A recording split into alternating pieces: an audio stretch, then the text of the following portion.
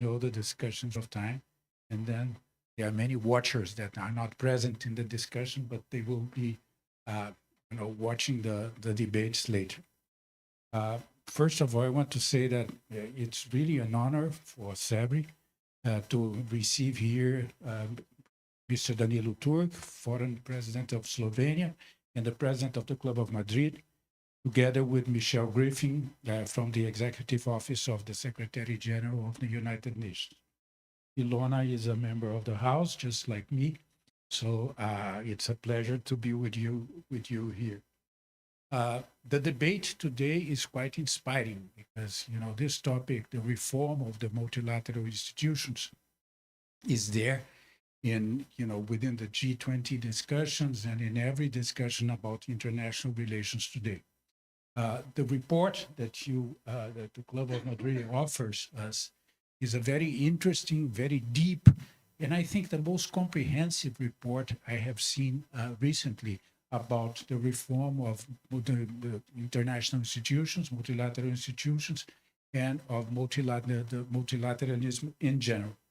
I'm not going to introduce the topic. Ilona is going to do there, and she's also going to manage to moderate our debates here. So again, it's really an honor to have you both here. Thank you very much for coming, and Ilona, now you command. Thank you, Ambassador Karamuru. So welcome to CEBRI. We're delighted to be here. So I'm speaking as a trustee of CEBRI and also as a president and co-founder of the Igarapé Institute. So I think the ambassador already introduced Michelle and President Turk, but we also have with us Carlos Milani. So we'll introduce the guests as they speak. So just first of all, thank you for CEBRI for hosting these discussions. We're back here because CEBRI also hosted a consultation for this report. So we're here to present then the results of this report of the High-Level Advisory Board on Effective Multilateralism. So we'd like just to start by saying this board was appointed by Secretary General Antonio Guterres in March 2022. And we had a quite ambitious kind of mandate because we were tasked to identify concrete, actionable recommendations that support a radical shift in international cooperation for resolution of shared common collective problems and collective challenges. So also to accelerate the 2030 Sustainable Development Agenda. So this report built on the diagnosis of Our Common Agenda report. At Igarapé, we are also part of we were the leaders of a global consultation that followed the With the People's track. So we contributed to Our Common Agenda report. And we are here to just really introduce what we call the Breakthrough for People and Planet, Effective and Inclusive Global Governance for Today and the Future. This report was released in April this year. And again, was informed by several consultations. And it's important to say, not only with UN member states, but with civil society, academia, youth, the private sector, entities across the UN system, and many of the CEBRI people that are here, but also online. So the goals is first to introduce the results and hear also your insights on them and how this relates to the agendas that we're dealing in Brazil.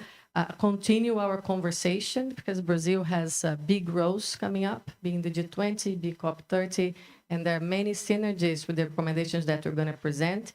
And the main, let's say, objective of the work of the HLAB Advisory Board that Mr. Danilo Turk is a member, I'm a member. We are 12 people. We're led by the former president of Liberia, Johnson Sirleaf, and Prime Minister of Sweden, Stefan Löfven. And the main idea is to contribute to a pact for the future at the next Summit of the Future that we're going to have in September 2024. So we are facing a tremendous, challenging geopolitical moment in the world. And I think the most we can do is to make sure we take this opportunity of the Summit of the Future to really reinvigorate multilateralism, to make it more inclusive, more effective, and make it deliver to the people. Because I think that's the challenge that we have. If we don't deliver to people, we're not going to be able to act collectively the way the problems need to be acted upon. So just a very quick summary. So this report presents 10 principles to rebuild trust in multilateralism. I honestly, I would like you to read. It's a very simple set of principles, but if we would follow them, I think the world will be in a different place.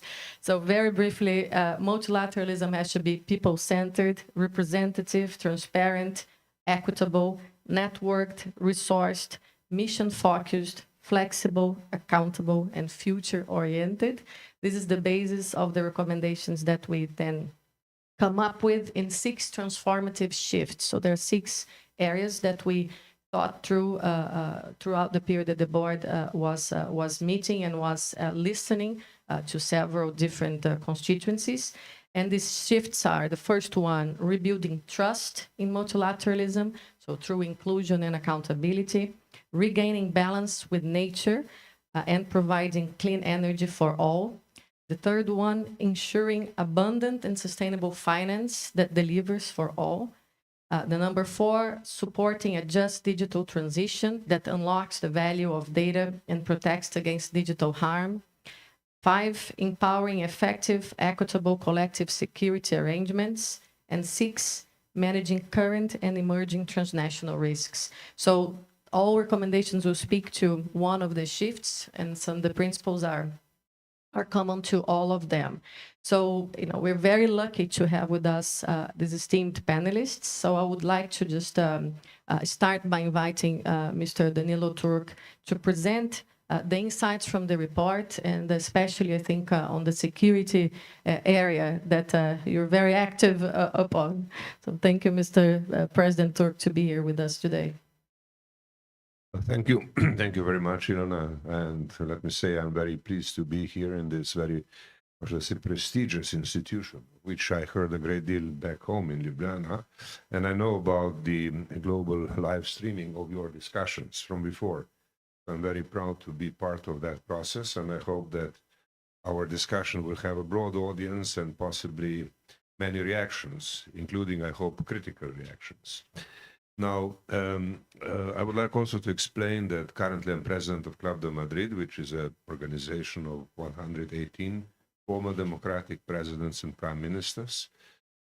We have a variety of programs, and some of that includes also our work with the United Nations. We were very active at the time of discussions of the 75th anniversary of the United Nations and in subsequent work of the Secretary General. And in that context, Club de Madrid was represented on this high-level advisory board on effective multilateralism.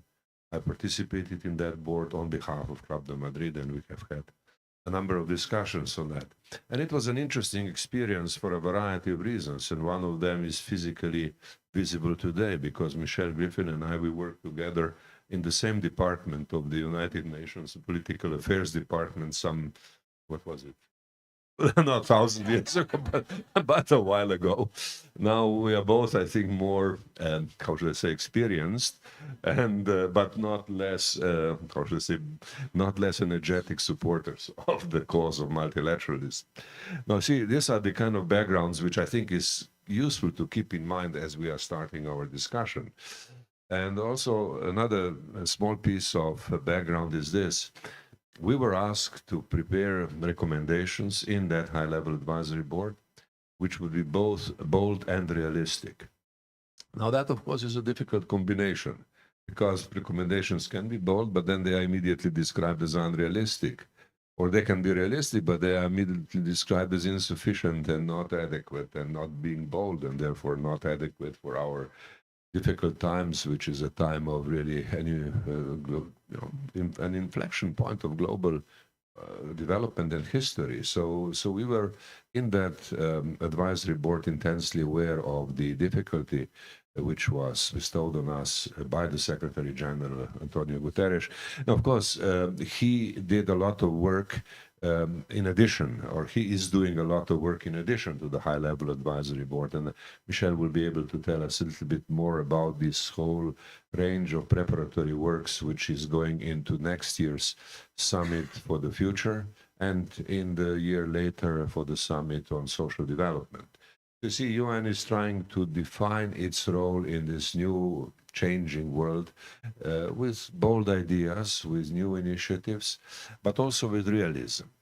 because it is understood that to everybody who has a bit of experience with international relations that there are many problems which do not have institutional solutions. It would be simply wrong to assume that because we see a problem that just changing international structure will solve the problem. It's not that simple, and we were aware of that. So our recommendations of the high-level advisory board and many recommendations of the Secretary General are not focused so much on structures, but rather on policies that have to change. And they are a reminder to governments and other international actors to change their approach to different approaches to different issues in order to create a basis for an effective multilateral cooperation in the future. Another thing which is not stated publicly, cannot be stated publicly, and it's more for analytical people rather than policy-making people, is this, and I will formulate it as a question. Is it really possible to have a good and realistic idea about effective multilateralism for the future without a balance of power, a new global balance of power being established prior to that? Is that possible?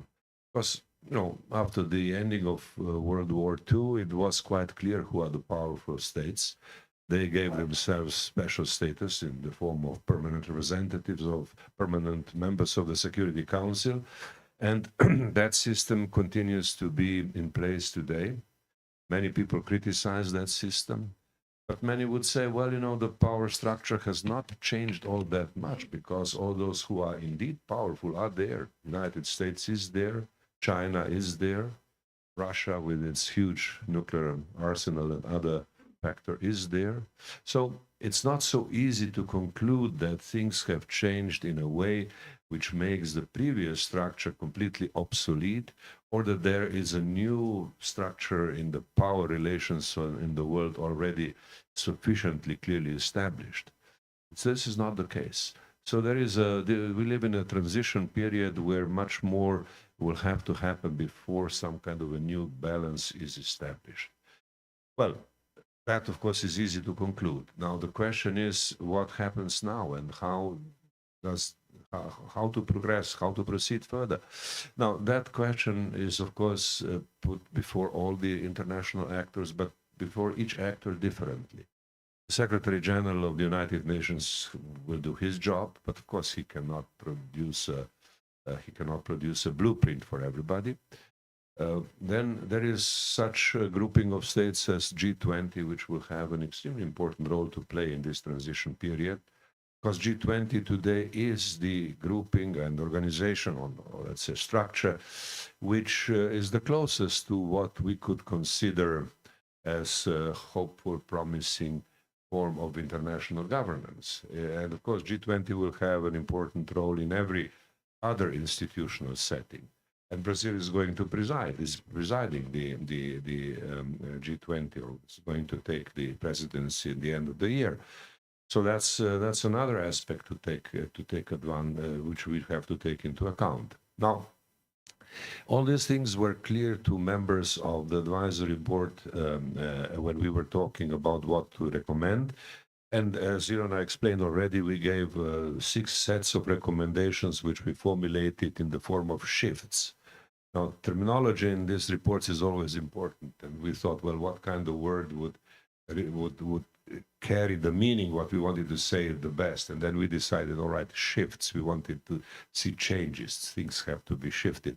Now, when you read the recommendations, you would see that those shifts are then translated into a number of rather specific recommendations, some of which can be described as a fundamental requirements of future policy making, others much more in a structural sense. So, for example, when you talk to international finance, which is one of the areas, the first one is rebuilding trust in multilateralism. Ilona has spoken about that. Planet and people, here we have this vision of a global pact for the panel, which we can also discuss later.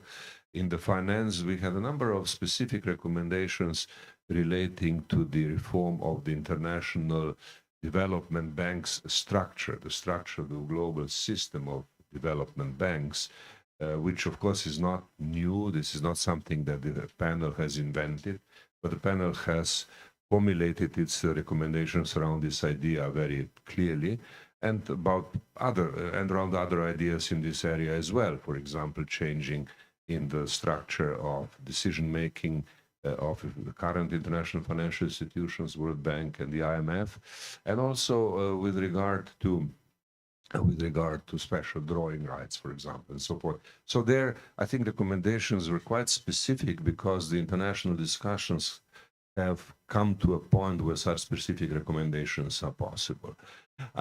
Another area where I think we went quite far was the area of digital governance, where we propose a number of specific suggestions for the future work in the area. We can come back to that in the discussion. And since Ilona asked me to say a few words about security, I'll conclude my remarks by saying a few words about security.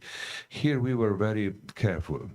We obviously wanted to define our general approach with some clarity, and we have said, well, in fact, I mean, that's the central idea there. We lived in a world, or still live in a world, of mutually assured destruction.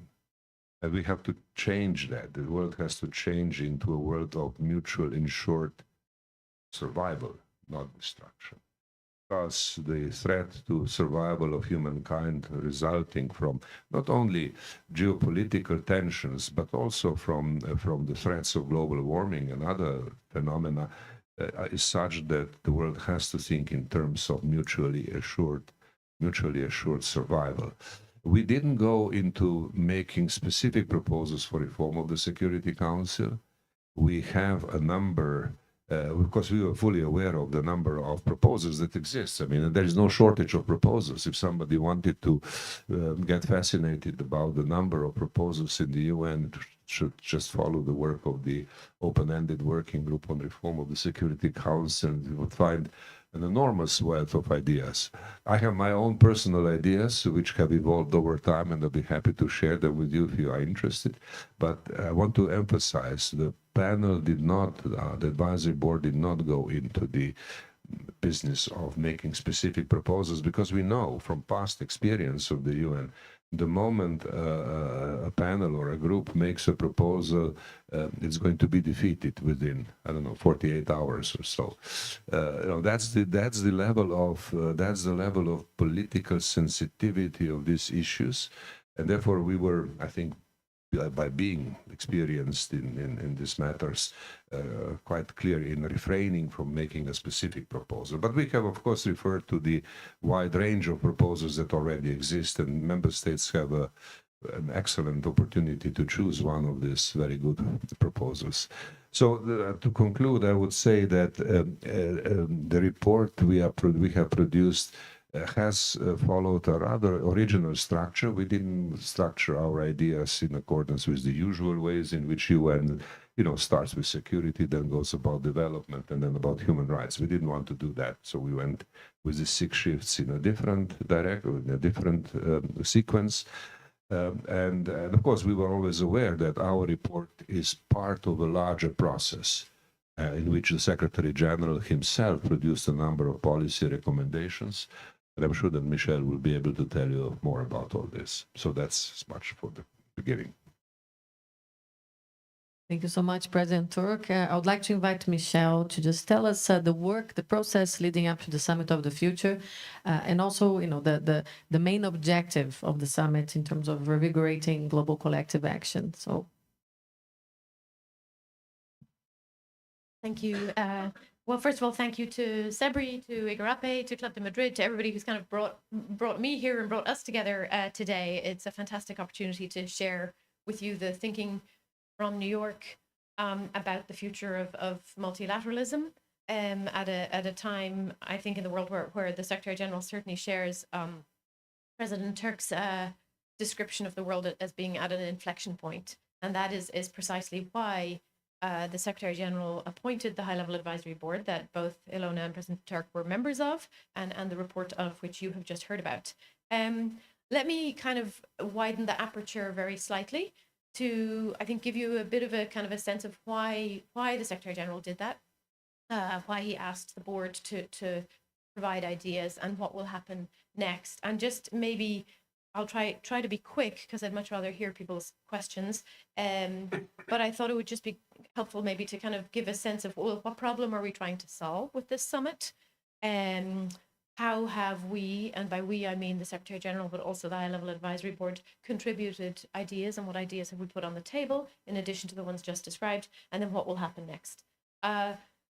Very quickly, I mean, and this is probably news to nobody, but the kind of fundamental problem diagnosis as seen from New York, I mean, obviously is that power has shifted in the world, as was already said, and it's shifted in multiple ways, right? The power has shifted kind of from states to people. We live in an information ecosystem where people have the ability to raise their voices. They expect to be able to exert influence. And I mean, obviously that varies widely from country to country and income level to income level. But nonetheless, power has shifted massively into the hands of people and away from traditional states and state-based institutions.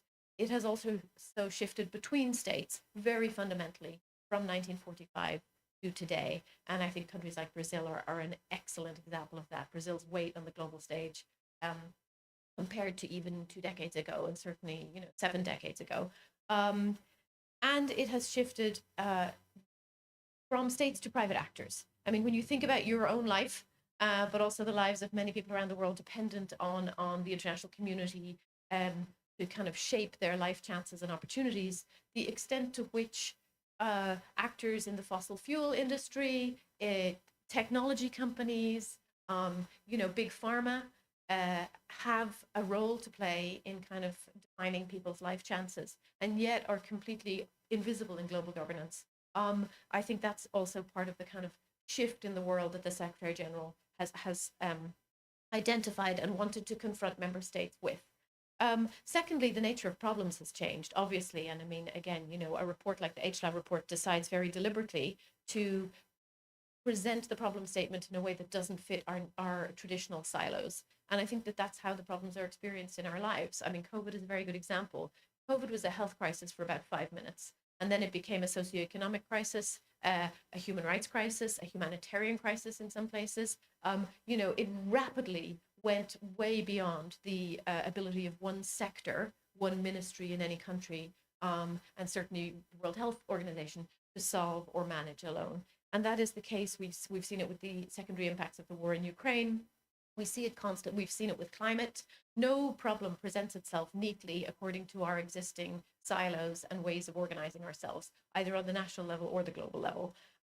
Problems are also much more complex and fast moving and much more consequential. I mean, I think we again, there was a mention of kind of a mutually assured survival versus mutually assured destruction. I think, obviously humanity crossed a big Rubicon the day we developed the nuclear weapon and acquired the ability to annihilate ourselves overnight. We are right now annihilating ourselves more slowly than overnight, but nonetheless annihilating ourselves through climate change. Who knows what new technologies will bring, especially obviously AI. And there are fears of the kind of existential or certainly deeply consequential kind of consequences of some of these developments. We're deeply interconnected, in spite of perhaps, post-COVID attempts by some countries to friend shore and to claw back how interconnected we are. There's really no clawing it back. As a human race, our fate is completely intertwined with each other, no matter where you live in the world. And frankly, we thought COVID would be a big wake-up call for people about that, but unfortunately, that's not really how it played out. But it doesn't make it any less true. And, we see, I think for a long time, we felt that this deepening interconnectedness was a source of stability, even in spite of geopolitical differences. In fact, in some respects, it has become weaponized in ways that we couldn't possibly have imagined. So again, the problems have changed, the power has changed, our interconnectedness is a fact of life, we share a fate, but the structures at the global level that we are using to try to solve problems, and by the way, most problems now need to be solved at the global level because they do cross borders, are 78 years old for the most part, and they haven't been fully updated to kind of account for these changes in the world. And as a result of that, we are not delivering effectively on our existing commitments, whether that's the Sustainable Development Goals, the Paris Agreement, the UN Charter, the principles in the UN Charter, nor are we properly positioned to respond to new and emerging threats and risks. And we're certainly not properly positioned to make sure that the benefits of new developments, technology, you name it, are shared equally across the world. Instead, they are increasingly hoarded by an elite few. So what are we doing about that? That is where the Secretary General decided to use the opportunity of the 75th anniversary of the UN, first of all, to produce a report that kind of diagnoses this set of problems and proposes some solutions. And that's the Common Agenda Report, which you heard mentioned earlier. And the essential message of the Common Agenda Report was that if we're going to be more effective at cooperating on a global level, we need not just to look at the structures of global governance, but also the spirit of global governance, the solidarity and the trust that need to exist between states, between individuals and their governments, and also between generations, if we're really going to kind of shift course. And part of the proposal coming out of that report was that there should be a summit of the future that will take place now in September 2024. And the focus of that summit won't be on the what. We have the what. We already have agreed what we need to do in the world. We have the Sustainable Development Goals, we have the Charter, we have the Paris Agreement. But the focus will really be on the how of global governance, the norms and the institutions that we have to fix global problems, to act collectively together, and whether they are fit for purpose. And I mean, obviously, the implication from our side is that we don't think that they are. And in some cases, you know, we have norms, we have institutions, but they're not delivering effectively. And I think we can all see that most people perceive that the Security Council would be one of the bodies that fits that description. The international financial architecture, I think in many people's eyes, including the Secretary General, is another set of institutions that simply didn't deliver during COVID for the people who needed it most, isn't delivering for people in middle-income countries, in many ways needs to be overhauled. I think everybody shares that diagnosis. But we're also thinking about new areas where we don't have up-to-date norms or institutions. Either we don't have them at all, for instance, in AI and a lot of areas of technology and digital, or things have shifted so much that we really need to think about new norms and institutions. And for instance, it sounds esoteric, but outer space is a place where most of our norms date from the 1950s, when there were 2 countries that had the capability to be up there. We now have 20 countries up there. Many of us dependent on satellite technology for our navigation, for our internet access, for climate adaptation, for agriculture. The amount of debris up there is unbelievable. And like many other new domains of human activity, it's an area where the benefits and resources are not properly shared. Those who have the capacity to be up there are risk hoarding everything for themselves, and the risks are not properly managed. So the Common Agenda Report, the High-Level Advisory Board Report, and a subsequent series of 11 policy briefs that the Secretary General has issued, deepening some of the proposals in the Common Agenda Report, have now all been shared with member states for their consideration. And the next step, in a sense, is that the member states are going to begin negotiations. In fact, they've just begun on a pact for the future that will be adopted as a consequence of the Summit of the Future in 2024. And the pact will be intergovernmentally negotiated. It will have 5 chapters in it that cover all of the kind of issues we've put on the table. The first chapter will be sustainable development and financing. And by the way, financing is really crucial. A huge amount of this comes down to resources and whether they are available for the right things at the right time to help the right people. The next chapter will be on international peace and security. And there's a lot of proposals on the table there, not just Security Council reform, looking at both how we manage peace and security problems in traditional domains, traditional versions of conflict, but also how we manage the weaponization of many new domains, bio, threats, cyber, hybrid warfare, and how do we really actually kind of come to terms with the fact that the nature of war and peace have really changed, but our architecture has not adapted to recognize that. There'll be a chapter on sustainable technology, innovation, and digital cooperation. And there's a lot of work underway on the digital area, again, trying to both make sure that we harness the benefits more broadly and more sustainably, looking at issues like digital connectivity, digital literacy, digital public infrastructure, but also how do we manage the risks more effectively and, again, more fairly. There'll be a chapter on youth and future generations. A huge portion of this kind of effort is really about how do we make sure young people have a more meaningful opportunity to contribute to decision making at the global level, but also, and this is separate, even though it's in the same chapter, how do we make sure that our decision making at the global level is better informed by the rights and needs of future generations. Currently, there's absolutely no mechanism at the global level to avoid foreseeable harms to future generations. 10 billion people will be born this century, most in Africa and Asia. They are completely invisible in our current decision making, even though at the national level, actually a lot of governments, including Brazil, have made massive strides in thinking about foresight and future generations in their decision making. So how do we reproduce that at the global level?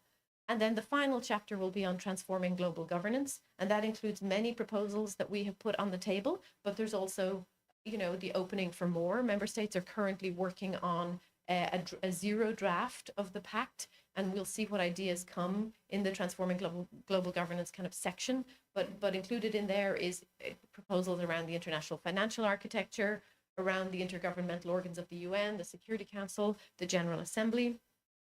Proposal in there for getting beyond GDP as a metric, recognizing that we cannot measure human progress as if the climate doesn't matter, as if future generations don't matter, as if, you know, we can't reduce it to economic goods and services as GDP does. And there's a host of other proposals in there in that chapter. So the next step will be that there'll be a zero draft of the pact produced in January, consequent to consultations that will take place in New York, but also online and also with civil society over the course of the next 6 weeks. And then that zero draft will be negotiated by governments, including Brazil, for the kind of coming 6 months with a view to being adopted in September 2024. So, and I'll close here, I know I've spoken too long. This is really the opportunity to, you know, speak up, have your voice heard, make sure the ideas that you like are, you know, receive a high profile in these negotiations, and whether that's working through pressure on your own government or through civil society channels. You know, I mean, obviously we have some great ideas on the table from the High Level Advisory Board, but now is the moment when member states will be sharing their thoughts on what they want to see in this pact, and then from that consultation will come a zero draft. And after that, the opportunity kind of starts to narrow and the politics will start to get ugly. And, you know, I mean, obviously we're at a moment, and I'll finish with this thought, that doesn't feel terribly conducive to an effort like this. I mean, obviously in the last whatever it is, 40 days, we've seen a dramatic downturn in the peace and security situation in the Middle East. We've also had the Ukraine war. It feels like it's not the right time to do this. People tell us that all the time, but of course there'll never be a right time. And one of the things that we really believe that this effort can and should be able to achieve is helping countries get beyond the zero-sum geopolitical mentality that some of them have right now, finding ways to identify common ground, and to really kind of everybody agrees that multilateralism needs to be effective, that our survival depends on it, and that it is currently not as effective as it could be. There's no member state that disagrees with that. There's no voice in civil society that disagrees with that. So the challenge is now to kind of push towards a meaningful summit in spite of all the headwinds that we face. Thank you.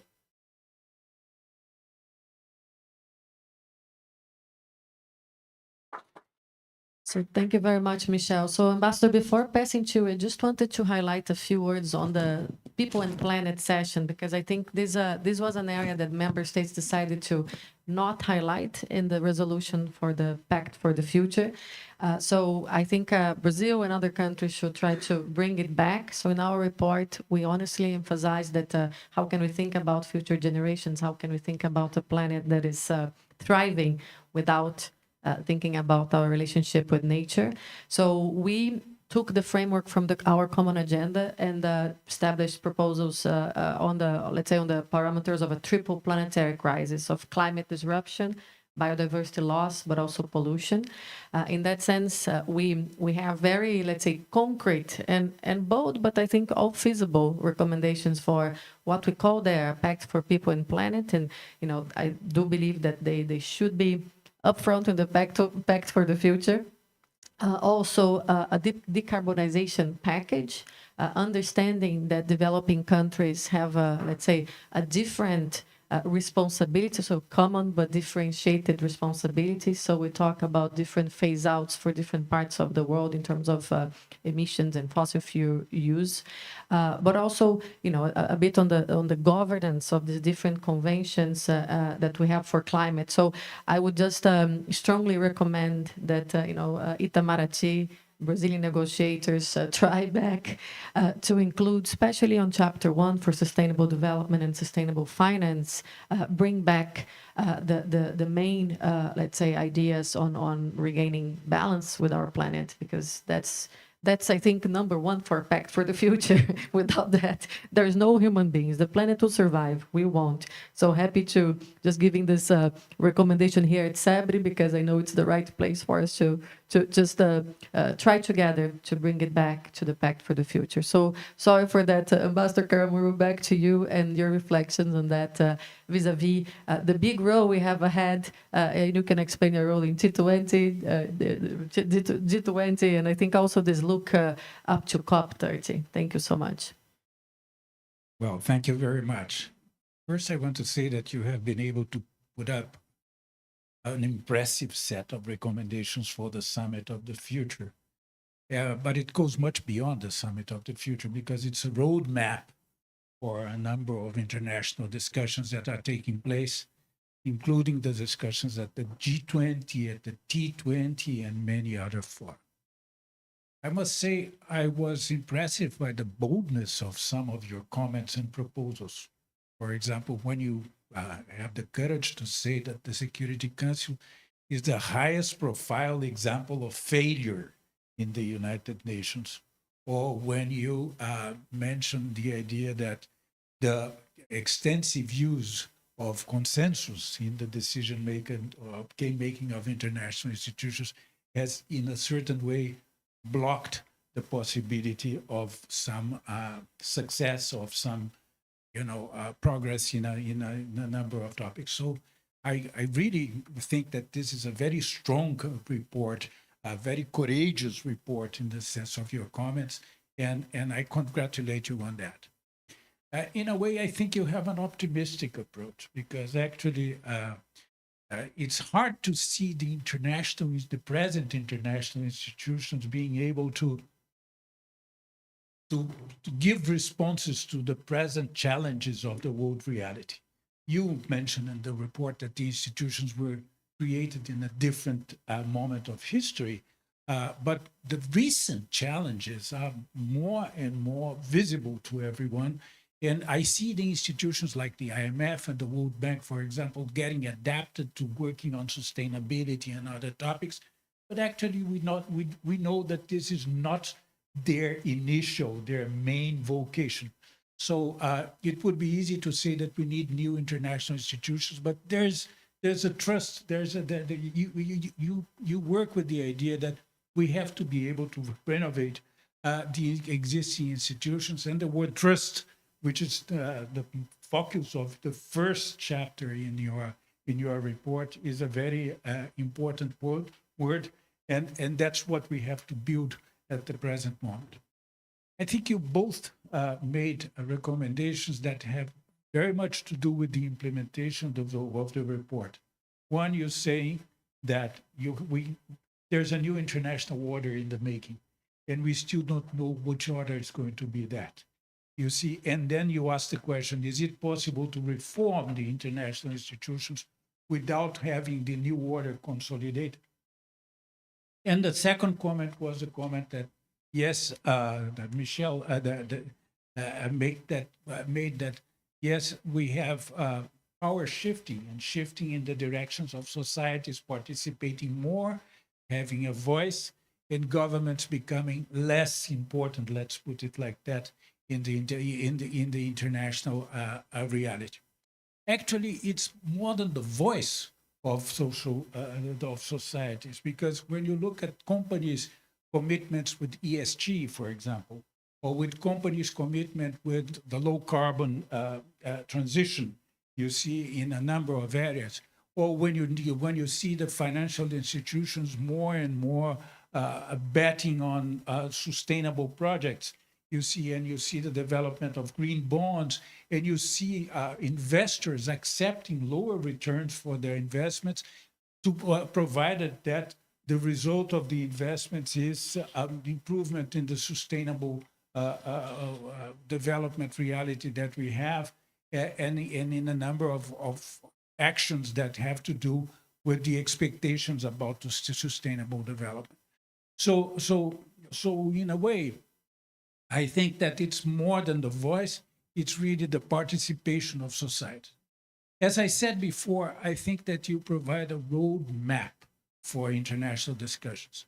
And this roadmap has a lot to do with the map that we have in mind in organizing the G20, in organizing the T20, because the think tanks of the G20 are our direct responsibility here at CEBRI, together with two other think tanks in Brazil, IPEA and FUNAG, and you really provide a roadmap. The topics that you have in mind, or the topics that are treated in your report, are the topics, some of them, the topics that Brazil chose to be the priority in the G20. One, social development and poverty alleviation and hunger combat. The second one, sustainable development in all its aspects, not only environment protection, but other the social dimension and the financing of what is needed to see a sustainable development, to produce a sustainable development. And the third one, very important one, the reform of the multilateral institutions. President Lula himself has been putting a lot of emphasis on this idea of reforming the international institutions. At the T20, we are also following this sense of direction. You see, we are going to have these discussions on sustainability, on poverty alleviation and social development, and financing social development and financing the transition to the low carbon economy. But also we will be dealing with digitalization. We will be dealing with the reform of the international institutions. We will be dealing with global finance and the need for coordination of different macroeconomic policies. We will be dealing with trade and sustainable development and trade and the challenges of the present reality. So the topics that you cover in your report, and the proposals that you make, are very much in line with what we have in mind, both for the G20 in Brazil and for the T20.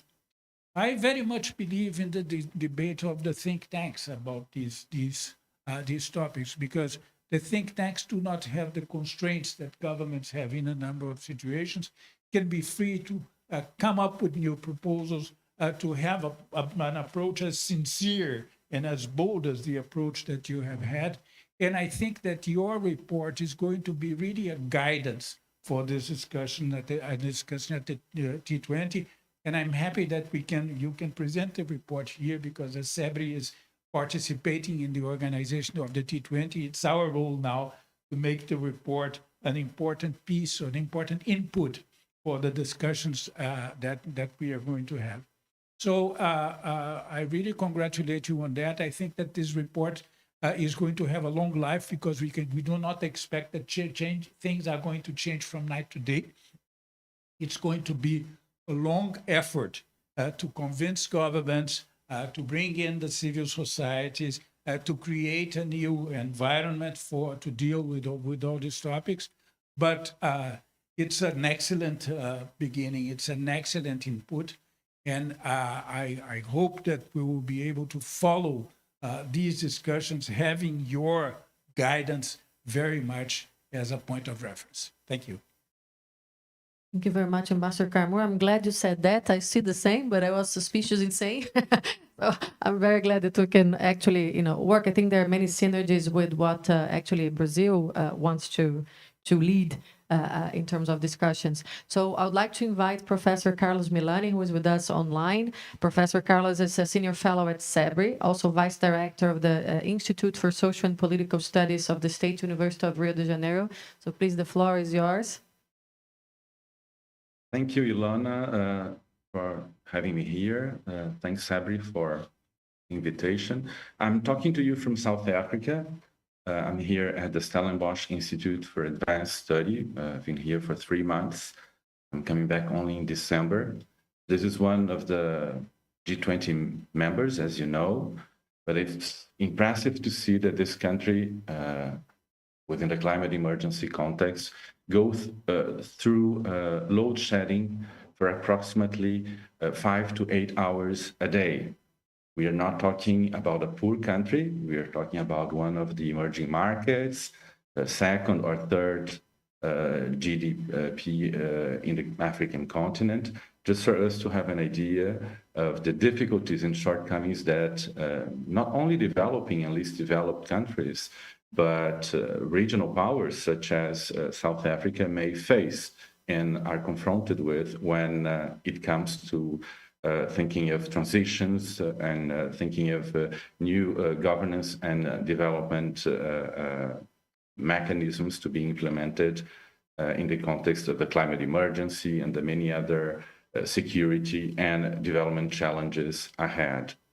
I will make only 2 comments for the sake of time, trying to have this perspective of the global South, being Brazilian myself and being now situated in South Africa.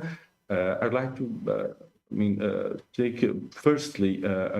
make a comment on how important it is, and I really welcome this report that is being discussed and that is going to be highly discussed next year in the United Nations, because it dares to be at the same time normative and politically relevant in subjects that are very often diplomatically very delicate. I mean, I've also been for almost 10 years an international civil servant with the UN at UNESCO in Paris. I know how difficult it is diplomatically as a former member of the International Secretariat to discuss many of the topics that you are putting on paper in this report.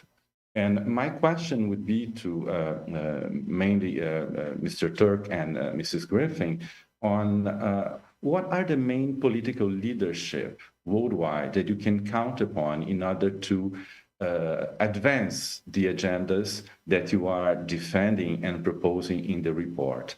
I ask this because I see that there is a huge need, an urgent need currently worldwide, I mean, here in the African continent, but also in my original region in Latin America, to have leaders that can actually take on these agendas, not only rhetorically and diplomatically, but also in order to implement the much needed policies and the policy changes at the national level.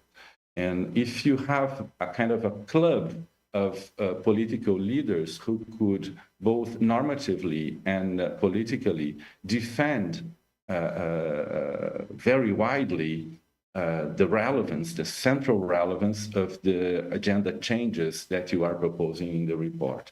Who are they? On whom can you count? Sometimes I have the impression, because I read our Common Agenda report of 2021, which is also a bold document produced by the UN Secretary General, Antonio Guterres, full of tremendously important proposals, but sometimes I have the impression that our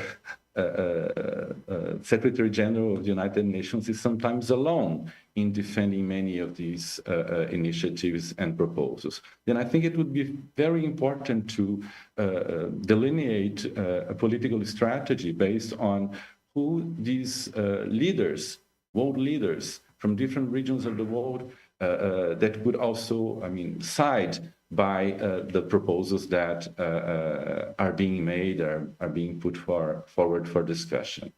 I recall, for example, that many of the subjects that we are still discussing nowadays about planetary security, the Sustainable Development Goals, etc., some of them we could find in 1982 in the Palm Commission, which talked about, for example, about common security, or in the Commission on Global Governance, which talked about overall security on the support of these world political leaders in order to have these proposals actually implemented. My second comment also addressed to our two honorable panelists who have been working with the Secretary General together with Ilona on this report, has to do with this that I consider extremely important and at the same time pragmatic focus on policies. I heard Mr. Turk talking about the need not to avoid or to neglect the structures that are there, and that it's very difficult to think of changing the structures based on the work of a commission and a report presented at the UN. I mean, there are other economic factors, geopolitical factors, military security factors, etc., that have to move on before we can actually think of changing these structures, of course. And so this focus on policies, I really think it's very pragmatic, but I do not think, nevertheless, that it's necessarily less difficult when we focus on policies. Because when we focus on policies and we immediately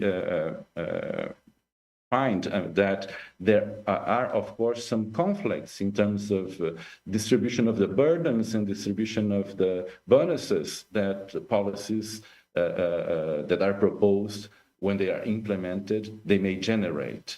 Said in other terms, there are distributive conflicts that policies, new policies, may generate. An example, if we think of energy transition, in a country like South Africa, where I am now, for example, if we think of abandoning coal, which represents roughly 70% of the electricity matrix here in South Africa, it's not only the corporations that and the mining sector that are related to coal that are losers, but you also have labor unions. You also have governmental institutions that may be losers because they are constituencies of this key economic sector. And I think that when we focus on policies, it's perhaps less difficult than focusing on structures, of course, but it is not necessarily without the need to confront with distributive conflicts, the winners and the losers of new policy scenarios that we are proposing. And then having this in mind, that any new policy will necessarily, in any of the key fields that you are delineating and addressing in the report, which are all of them of extreme relevance, having in mind that they might generate winners and losers, my question would be perhaps more addressed to Mrs. Griffin. What are the enforcement mechanisms or the set of incentives that you have thought of in order to promote these much needed policy changes? And I think I'll stop it there because for the sake of time, so that we can have answers and actually an exchange with other people from the audience. Thank you so much, Ilona. Thank you so much, Professor Carlos, and actually very, very important questions. Just my 2 cents here, because I want to add a question, give to you, and then open to the floor. So think about what you want to ask as well.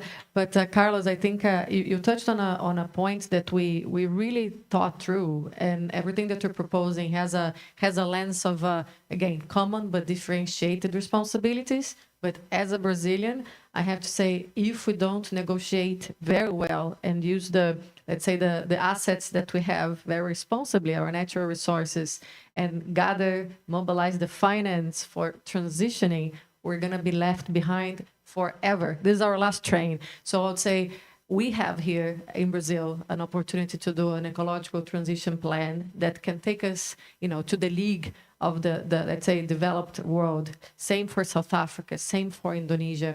And the way we tailor the recommendations in our Pact for People and Planet are especially focused on how the developing world just gets this last train. So I would recommend, this lens was always there. So I think this is important, but let's be ambitious. We have our last chance as well.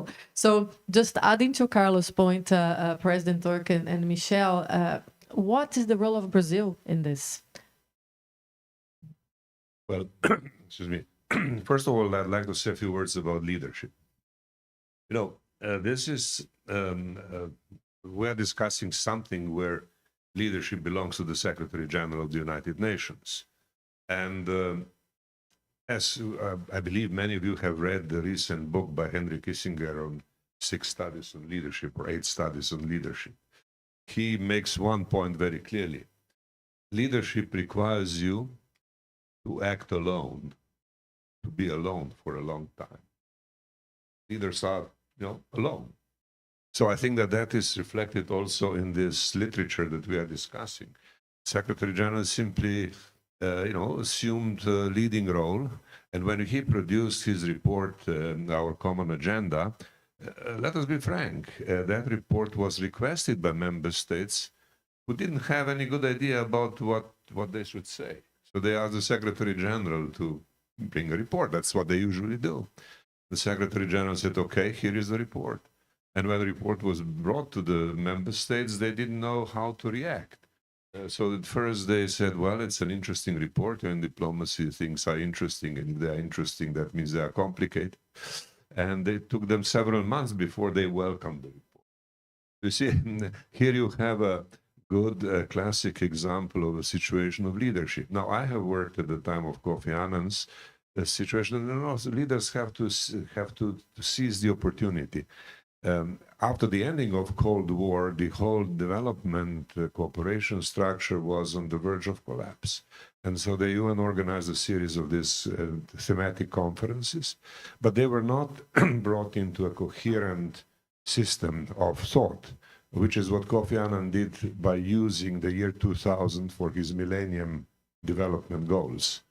And that was his proposal. And he did so by saying, look, member states, we have had all these conferences, and here are these Millennium Development Goals, which is my distillation.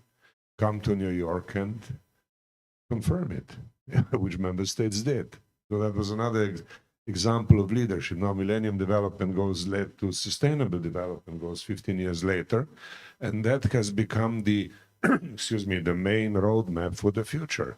And today, nobody serious would question the value of Sustainable Development Goals. That's how, in this complicated world, leadership is exercised.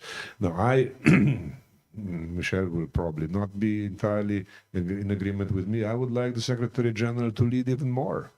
For example, to emphasize the opportunities of Article 99 of the Charter and to bring issues before the Security Council in new ways, which would then force the Security Council to take positions on things they are trying to avoid. That's an area where the Secretary General could exercise more leadership and where he has a platform in the Charter of the United Nations itself. Now, and of course, this is always risky. It's politically difficult to do, and I'm not underestimating these problems. But I'm saying leadership requires the leader to act, to be alone. And Secretary General in many ways is alone. But of course, he can count on constructive members of the United Nations. There are always member states who would be willing to take up the challenge of bringing the Secretary General's proposals further to the membership of the UN and to figure out how to come to a consensus or some other form of agreement. And we have Germany and Namibia on the summit for the future, and I'm sure that this will happen. This will happen. The following followers will be there, and the leader will not always be alone. Very briefly on the here, of course, I come to Brazil. Of course, this whole situation is now exactly ideal for Brazil to exercise a bit of leadership, because there is no surplus of leaders in this whole process, and there is a demand. The situation is there for your taking. Really, that's where we are, and come with your specific proposals and lead. Okay, on the relationship between policies and structure, I said before, not every problem has a resolution through the change of international structure, clearly, so it has to be on policy. But you see, when we were working on this high-level advisory board report, we saw that there are certain areas where clearly structure changes or structural novelty is needed. For example, on digital transformation, I mean, the whole evolution so far has been in avoiding any sort of international structure to be put in place. Now we see that that absence of structure is a problem. There is a need for standards, there is a need for rules of behavior, there is a need for international institutions, and we have proposed some in a relatively rudimentary form in the report. But there is, again, something which can be developed further. So, I mean, we were intensely aware of this complicated relationship with an emphasis on policy, but also offering quite a bit of advice on the question of structure. So, Thank you, Carlos. Those were fantastically insightful questions. Difficult to give a, kind of full answer that does justice to them, but a couple of thoughts. And I'm going to actually, I think your question about leadership and your question about policies, essentially, I was getting ready to answer your leadership question with exactly this issue of winners and losers. Because I think as we, yes, the Secretary General has had to be very brave. And by the way, I think he doesn't get half enough credit for the leadership he's exercised in this incredibly difficult geopolitical environment that he has faced since literally 6 days after he got selected, by the way. But we're now at the phase where he has put his ideas on the table, and it's really kind of up to member states in particular, but civil society and others who care also to take the ideas and decide which ones they want to champion and push for. And we need everybody's voices now. So now is the point where the Secretary General should hopefully get a little less lonely, at least on the Summit of the Future.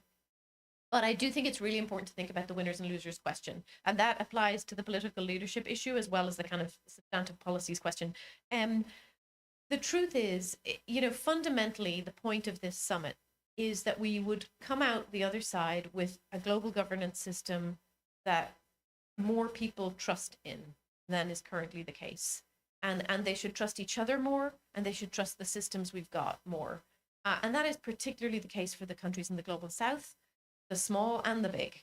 And I think that's been really, if I had to kind of put my finger on one issue that's been driving the Secretary General from the very beginning of this process, it's been that.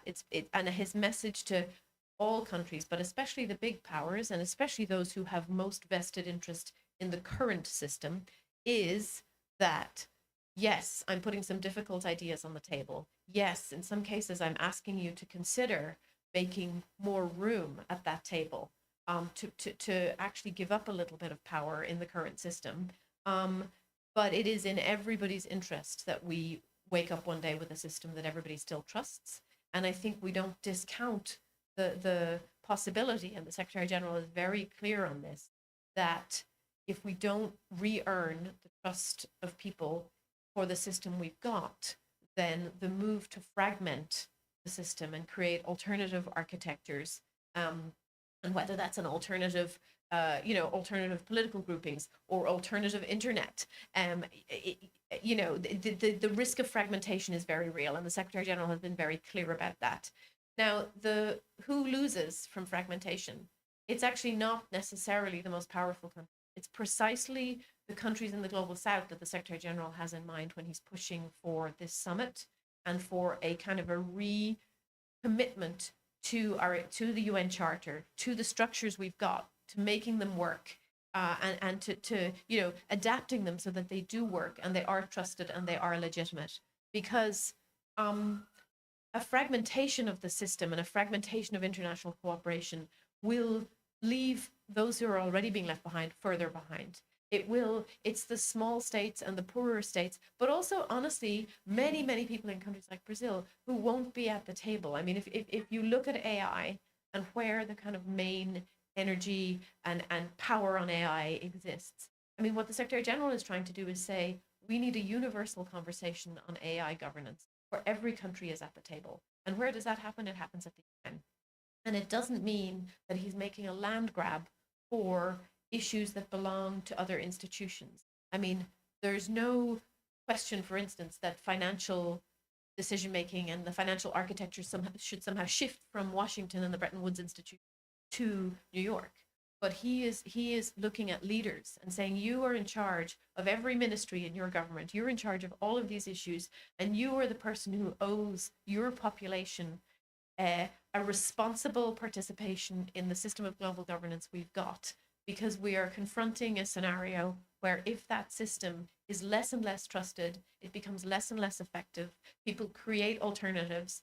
People act outside the system. And who does that benefit? It benefits the big powers. It doesn't benefit, most of us actually. And so I do think that it's really important to keep that in mind. So, just to kind of say, I think like, obviously there's a lot of small states out there who don't need convincing about this, because small states by definition understand that multilateralism is what protects their interests best. Big states are always more ambivalent about multilateralism. They always have been. It's always been a case of, okay, we agree to have rules of the road for everybody, but we don't give up all of our power in that system. And that's why we've got the Security Council we've got. That was the deal in 1945. It will always, in a sense, be the deal. But power has shifted. So what does the new deal look like? And that's really, I think, the point of the Summit of the Future, is can we recommit to the absolute essentials of international cooperation, the essential principles that are in the Charter that everybody still agrees with, but find the ways to do business that are more attuned to the realities of today's problems, today's power, and the pace of change in today's world. And there will be trade-offs, and we are asking some of the big powers to move over and make space. And we're trying to say to them, it is ultimately in your interest, even if this is hard to sell domestically, because it is working, rescuing the system we've got is still more in your interest and more in everybody's interest than allowing it to further erode and lose more legitimacy. Let me just kind of finally then say on the, well, sorry, and I will say, let's be honest, there are almost no enforcement mechanisms at the international level. I think one of the kind of problems, in a sense, with the Security Council is that because it's the only body at the international level that really has binding power, we look to it to actually deal with a lot of things that, if we had a stronger system in other areas, maybe we would not. Is everything really a peace and security problem, or are we looking to the Security Council to solve things because of the body with enforcement powers? I'm not speaking for the SG when I say that, but that's, I think, a question we should all be asking ourselves. The Secretary General has said many times that the international system needs more teeth. I think, we saw this with COVID. We see it again and again. Again, the big powers are only interested in giving teeth to the international system on an ad hoc, case-specific basis when they want a problem solved. They have no interest in giving the system more teeth on a standing basis. But I think people in a lot of countries, and small countries in particular, but not only, a lot of countries in the global south should ask themselves whether that's the system that really works for the problems we've got today. And then just finally on Brazil, I think Brazil is an incredibly important voice in the negotiations for the Summit of the Future. Excuse me, I've just come from a visit to Brasilia where we met with the foreign ministry. They are very aware of what these proposals are and what Brazil's interests are. They're, I think, very aware of the alignment between what we're proposing and what's, the kind of priorities for the G20, the upcoming COP30. And just to say, I think we're very keen. Brazil is exactly the kind of country that should wake up the day after the summit and feel like this system is one I trust more today than I did yesterday. Thank you so much, Michelle. So on the AI, Ambassador, I really think we have to pick up on that on T20 very strong. So we're running a task force on predictive analytics with the New America, and 90% of all thinking regulations, norms are in the north. So we're going to be totally crashed over if we don't pick up on that. So very important point, Michelle. Thank you so much. So I'd like to open the floor. I already have some questions from the online audience that, if you allow me, I'll just give you 3 at a time. So anybody in the audience here would like to start, please. I would like to make a comment and perhaps a question afterwards. The comment is a historical comment. it has to do with the European efforts after the 30 Years' War in the 17th century to establish the principle of equality. And in 1907, Brazil has reclaimed that principle that was somewhat demoralized. And that principle was very important because it helped to shape multilateralism after the Second World War.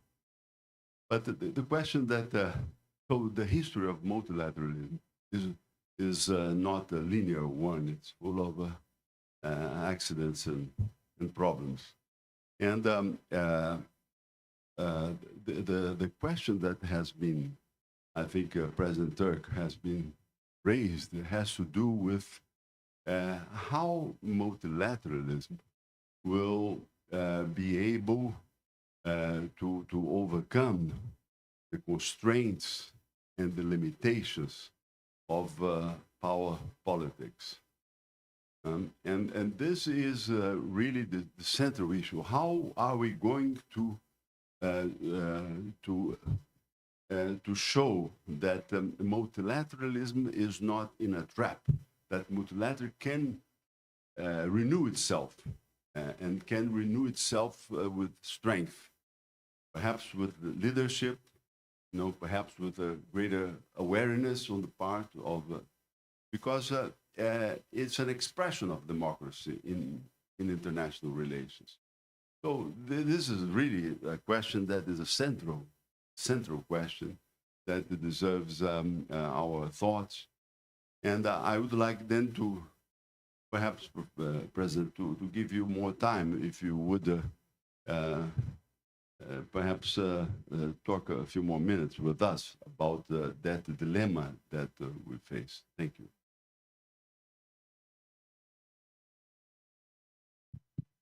Hi, I'm Fernando Travassos. I'm used to work for BNDES, which is the development bank in Brazil, and I'm attached to the Center on Global Economic Governance at the University of Columbia. It's part of SIPA, School of International Public Affairs. Well, I like to remember that sometimes we want to reshape and abandon all the instruments that we already have. For instance, in UN, there is a system led by UNDP, United Nations Development Program. I used to work there in the Regional Bureau of Latin America. This is an incredible instrument. It has to be reshaped, but is a system that provides with FAO some agricultural systems in the countries, with UNIDO some industrial development, with WHO health development. So, and this system is working. So this is multilateralism. On the other hand, in Brazil, we have today the IDB.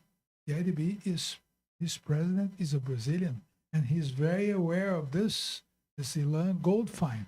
He's very aware of this needs. He's a global thinker. We have BNDES here in Brazil. And Latin America is a region peaceful, culturally development, and keen of multilateralism. So that could be a spot to begin to kind of a laboratory joined with UNDP and IDB. You know, when I used to work there, the World Bank uses UNDP for, they used to put the money to an airport. So, but there was no controllers. So the ICAO, International Civil Aviation Organization in Montreal, gives some experts to train people to maintain the aerospace safe. This is multilateralism, I think you should take advantage of this system that is working already.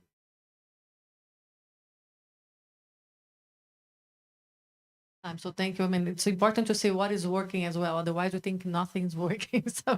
So there's a question from Mr. Oded Grajev online, and I think this is to you, Danilo. So as seen recently, the UN needs to review its governance. So Article 109 provides for a conference to review the UN Charter. What do you think about the application of this article? Is there another way to review UN governance? So Michel, also please. And one from Mariana Jardim to Michel and Ambassador Karamoru. With the shaping of a new international order in the past years, has good governance updated itself in substantial ways in the areas of rule of law and accountability? If yes, how? I'll go back just because otherwise they're gonna miss the points. All right, I was generously offered more time for the first question, which has to do with multilateral institutions and power relations. I mean, how does one, and how can one conceive a system that would include both in a coherent and an effective way? I think the answer to this question, which is really fundamental, can be offered by comparison between the League of Nations and the United Nations. The League of Nations after World War I was excessively dependent on the idea of rule of law functioning through arbitration more or less automatically. It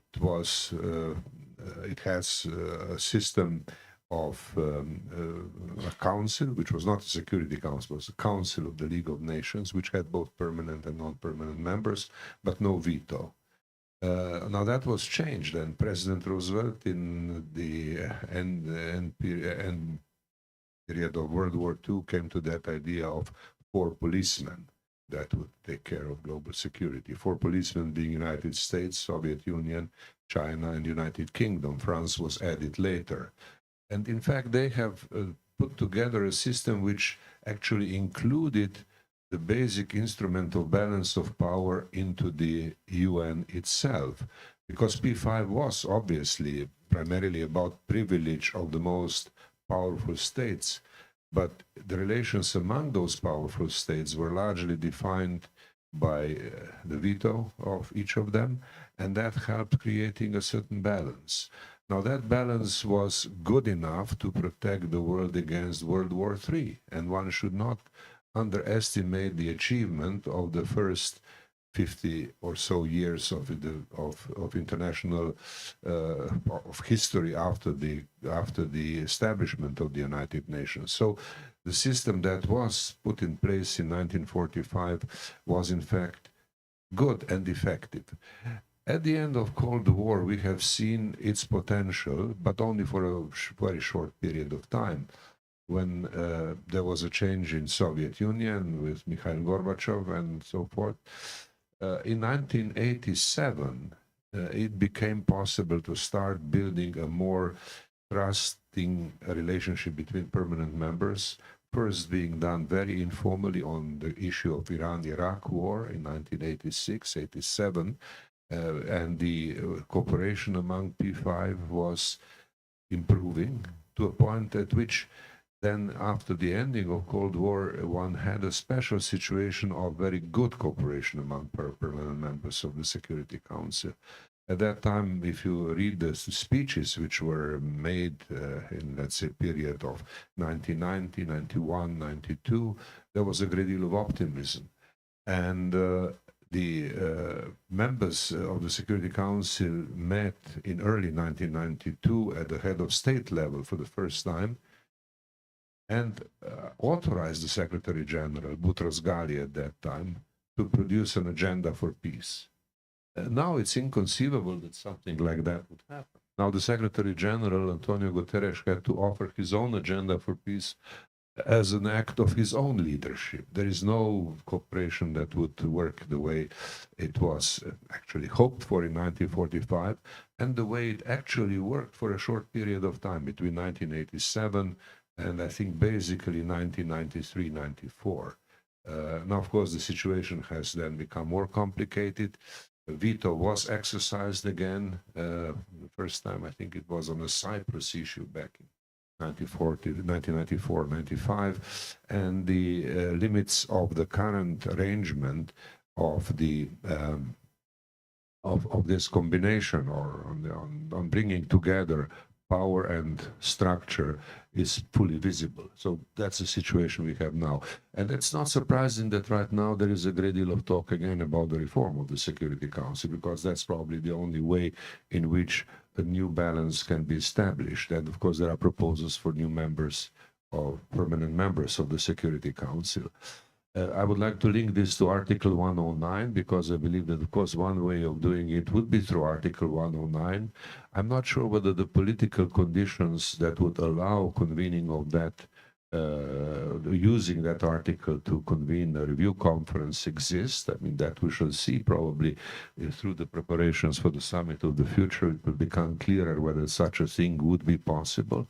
My impression is that this is not the case, but if that changes, obviously, the review conference would be one of the, would be an instrument that could bring about that reform. If not, there will be a further discussion. I personally have followed this discussion since 1992, when the open-ended working group on reform of the Security Council was established in New York, and I have followed it more or less all the time. Have made proposals of my own also as president of Slovenia, so that has enriched the literature of the United Nations, but didn't lead anywhere further. But then, if one think about this now, I've come to a much more modest and perhaps somewhat more provocative idea. And let me share that idea with you, since this is a very unique opportunity. I would say it is possible to, no, I shouldn't say it's possible. It might be interesting to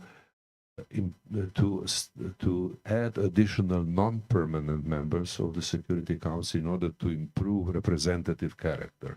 The last decision of that kind was adopted in 1963 and became effective in 1965, when the membership of the United Nations was about 120 members, which was, of course, much more than the original 50.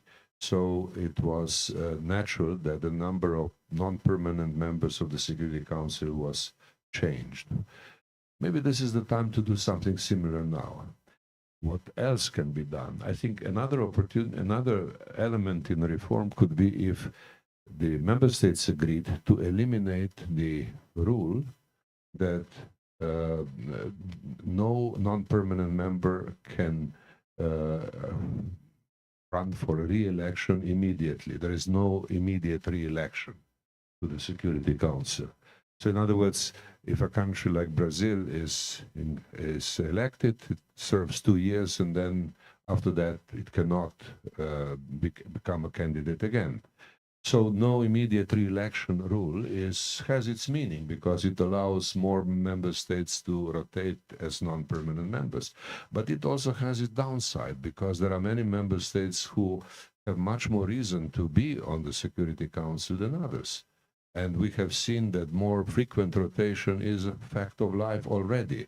So why don't we give that more frequent rotation a specific possibility, and open up the possibility of permanent membership in a de facto manner? Why wouldn't Brazil become a non-permanent member every 2 years, extend itself for a longer period of time, and play a role in that context longer? It is possible, and it wouldn't require a larger revision of the chart. It would require only the change of the numbers and a deletion of one sentence from Article 27 of the Charter. That would be possible. Now, I know when member states are confronted with proposals like this, they become very suspicious, and they start thinking about what would go wrong if this is done. And some would say, well, you know, that would create a category of members who would always be there and will elbow out everybody else. Others would say, well, you know, we may be in a good position for more frequent rotation, but then we will have to be involved in a kind of a permanent campaign. We will be campaigning for a re-election all the time, and that would be a problem in itself. So you see, there is no solution that would work automatically to the satisfaction of everybody. But I think that this problem of aligning the structure and power better than is currently the case can be addressed through the reform of the Security Council, and I have tried to outline some of the in that context. I don't want to abuse your time any further, but you gave me more time than usual, so I spoke in a little more length. That one. I mean, I can't disagree with a word that was just said, and you know, I think both Alona and President Turk have proved exactly why the Secretary General asked them both to be on the high-level advisory board, because they have amazing insights on many of these kind of big issues. So maybe just to pick up on a couple of things. I mean, first of all, I think, you know, one of the kind of central points of the Common Agenda report, which I think was just proven by these last few sentences, is that member states and people more broadly should not kid themselves that the status quo means things will stay the same. Business as usual doesn't mean our lives will continue as they have been. It will actually mean that things get materially worse, probably quite quickly. And I think that the 2 years since the Common Agenda report came out has really proven that to be so. So that's one thing, which is, you know, we're trying very hard, I think, a little bit to shake member states up and say this defensive kind of mindset where you prefer the status quo over any shift that where you can't quite gauge whether you'd be a winner or a loser from that change, or what kind of precedent would it set, or oh my God, that's too risky. I mean, diplomats are not known for their embrace of risk necessarily, but what we've been trying to say to them is actually the greater risk is not changing. That the, you know, humanity cannot afford to continue to confront these massively evolving problems with this massively unevolving architecture. That said, there is a lot in the system that is working, and I think that that's a really important point, but it's something that requires everybody to acknowledge and message and remind and embrace. And in particular, I think what we've seen a lack of in recent decades is the responsible global leadership by governments who are willing to admit that. It's very convenient for governments a lot of the time to say they've asked the UN or the international community to solve a problem, and in so doing essentially deflect responsibility away from themselves. You know, we now live at a moment when the generations who lived through World War II are largely gone. COVID did not do what we thought, which was waking people up, including, by the way, people in very powerful advanced economies, to the fact that multilateralism matters in their lives. In some respects, it did the opposite. And we're a long way from when we had truly responsible leadership from multiple national governments that was kind of enough of a chorus to on the point that multilateralism actually does work in spite of everything. A lot of the time, it works well. And in fact, what the UN system is doing around the world is phenomenal, given the headwinds, the obstacles, and the lack of resources. But who wins from making that point? Almost nobody. So there's a kind of an intrinsic problem in the global architecture, which is this fact that, first of all, there are very few people who kind of have a vested interest in helping their populations really recognize what is being achieved at the global level. So there tends then to be, I think, a bit of a kind of a pessimistic assessment of what's being achieved. And then the other thing, you know, it's something one of our early Secretaries General, Dag Hammarskjöld, said very eloquently. He said, you know, the UN was not created to take us to heaven. It was created to save us from hell. And that distinction is really important, right? How much worse would things be if we didn't have a semi-functioning global architecture? Very significantly worse.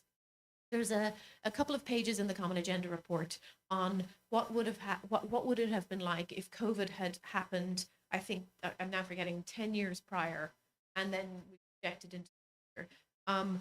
And the message of those few pages was that it would have been vastly, vastly worse if COVID had broken out 10 years prior. We wouldn't have had the science of the mRNA vaccine. We wouldn't have actually had a strengthened WHO, which had occurred in the previous years. We wouldn't have had Gavi and many of the organizations, a huge part of the kind of effort to not just develop the vaccine, but distribute it to people.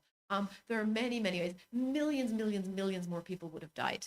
And this was an attempt by us to tell the story of how, yes, multilateralism didn't deliver what people, didn't deliver us to heaven during COVID. It for sure didn't. But actually, it did maybe save us from hell a little bit. Literally nobody ever has come to us and said, oh, that was a really interesting few pages in the COVID report. Nobody ever has quoted it. Everybody completely overlooked it. That was not interesting to anybody because it was a story of success. So I think we do have a kind of a communications problem, the UN, but also the international community more broadly. It's something we struggle with all the time. But I also think that we live in an environment where people, the good news stories don't break through. People aren't really that interested. The terrible news does break. And it does create, unfortunately, quite a fatalistic sense of what is happening at the global level that isn't. It is true that a lot of things are working. But, you know, we need everybody, and in particular, I think governments and national leaders to be willing to put the effort and time into communicating that to people. And I think if we look at the kind of last couple of decades, and whether it's Brexit or you know, many things that have happened around the world, in the trend is going in the opposite direction, because it's not the case that people feel political advantage in messaging what is succeeding at the global level. They see much more political gain in messaging what is failing. And it's going to take people to change that. It's going to take popular pressure on leaders to change that, and people like you guys who care about these things to change that. And I think, you know, this fact that power has shifted to people, that individuals have access to platforms and networks that, you know, were unthinkable even 10 years ago. I think it's kind of really, there's opportunity there if we can just see it, and if people who care about global governance working can come together and mobilize. And there's nothing, I think, like a summit on the horizon to give that kind of impetus. So, you know, I think every single one of us who cares about global governance getting better, but also cares about it being appreciated for what it does deliver, needs to use this opportunity to mobilize and to remind our leaders that we care about these things and that they should be responsible in their messaging and in their participation in global governance.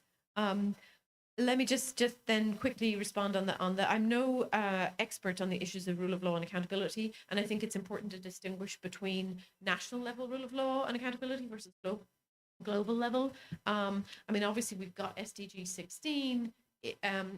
You know, we have a huge number of kind of tribunals standing, and otherwise the ICJ, the ICC, various ad hoc mechanisms. So there's a huge amount of there's a big set of structures for advancing the rule of law and accountability at the global level. The problem again, though, is whether we use them responsibly, whether states abide by their own commitments, and whether they succeed in holding each other accountable when somebody doesn't abide by their commitments. And I think obviously we see in the last couple of years that that's not going terribly well. But you know, the Secretary General has been incredibly strong in messaging around these issues, and that's all he can do in his lonely leadership way. But again, it takes, I think, pressure from all quarters to you know, confront governments also with the kind of gap between heaven and hell that we see on the rule of law and accountability. And I will just say kind of one thing, and it's again to kind of point to the good news story for all that in this, you know, heat wave afflicted Rio today, we kind of feel that climate change is upon us. It's not just something in the future. There is a very encouraging global movement towards climate justice. And there's an intergenerational aspect to that. There are young people taking their own governments or federal states to court to petition for the right to a healthy climate and a healthy environment to be recognized in the courts. The General Assembly recognized the right to a healthy environment last summer. So, you know, I mean, I think that even while we despair where international law and global norms are being violated as they are horrifically around the world, we also should not lose sight of that, the positive side of people like rising up and demanding that governments live up to their commitments. And climate justice is, I think, one of those areas that we can really see, especially young people, really kind of using the courts, using the legal mechanisms available to them to kind of say to governments, we're not going to put up with this. Thank you. Thank you so much. So we're well over time. So I'll pass to Ambassador Karamuru to close. So just would like just on behalf of CEBRI, Igarapé, and Club de Madrid, thank our audience, thank our online audience, but also thank you so much for Mr. Turk and Michelle to visit us in Brazil. And we hope that these ideas actually get into the discussions of T20 and G20, but especially that we have the leadership we need for the summit of the future. So Ambassador, please. I want to say two things. Well, one, now we have to focus on action, isn't it? Because when you read the report of the G20, for example, the communiques of the heads of states, they are all committed to reforming the multilateral institutions, with providing resources to sustainable development, by financing the smaller countries, in their development programs. But the fact remains that action is what is needed. There is a practice at this point of accepting that, well, we commit ourselves with the general ideas, but we do not put our hands in where our mouth is. And this is, I think, the challenge for you. And you have to be following up on your reports in order to see results achieved. The second point is that, to a certain extent, there are items that will require a certain level of urgency. Take the point that Ilona mentioned about the artificial intelligence. We have seen the G7 approving the Global Partnership on Artificial Intelligence. And we see the BRI, the Belt and Road Initiative, approving the Global Governance Initiative on Artificial Intelligence with different purposes. We definitely need an urgent action at the international level, at the global level, before we have a divide in topics like this that will be very difficult to correct. So what I want to say with that is that I think your work has not yet finished. You have a lot of work ahead of you in terms of action and how do we see these proposals implemented. We will try to do our part because Brazil, when CEBRI at the T7 will chair the G20, and here we are going to push for these topics at the think tank level community. Then we'll have COP30 in Brazil. And we are seeing these two events as, two points on the same road. You see, it's very much in our mind.